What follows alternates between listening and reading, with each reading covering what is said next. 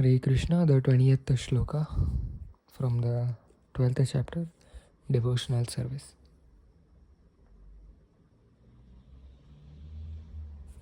Ye tu dharmamritam idam yathoktam paryupasate shraddha dhana mat prama bhaktaste tiva me priyaha. Those who follow this imperishable path of devotional service and who completely engage themselves with faith, making me the supreme goal, are very, very dear to me.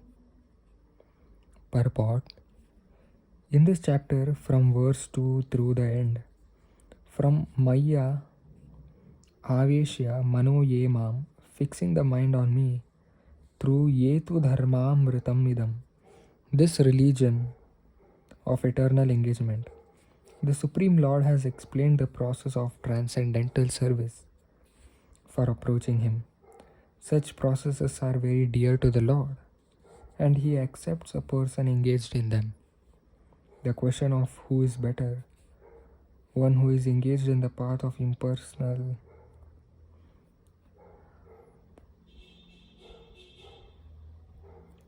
I'll read it once again.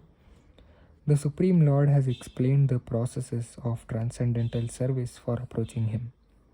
Such processes are very dear to the Lord, and He accepts a person engaged in them.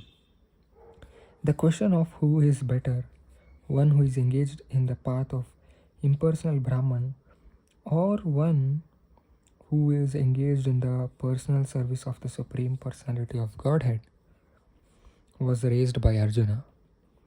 And the Lord replied to him so explicitly that there is no doubt that devotional service to the personality of Godhead is the best of all processes of spiritual realization. In other words, in this chapter, it is decided that through the good association, one develops attachment for pure devotional service and thereby accepts a bona fide spiritual master, and from him begins to hear and chant and observe the regulative principles of devotional service with faith, attachment and devotion, and thus becomes engaged in the transcendental service of the Lord. This path is recommended in this chapter.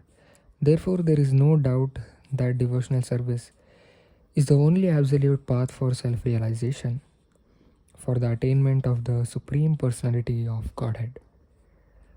The impersonal conception of the Supreme Absolute Truth, as described in this chapter, is recommended only up to the time one surrenders himself for self-realization. In other words, as long as one does not have the chance to associate with a pure devotee, the impersonal conception may be beneficial. In the impersonal conception of the Absolute Truth, one works without fruitive result, meditates and cultivates knowledge to understand spirit and matter. This is necessary as long as one is not in the association of a pure devotee.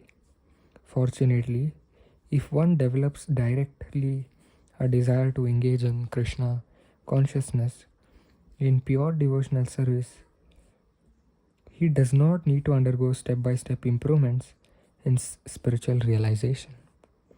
Devotional service, as described in the middle 6 chapters of Bhagavad Gitā, is more congenial.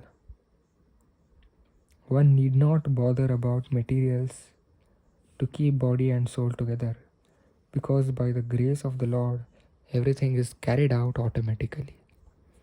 Thus end the Bhaktivedanta purports to the 12th chapter of the Srimad Bhagavad Gita in the matter of devotional service. Until the next chapter, Hare Krishna.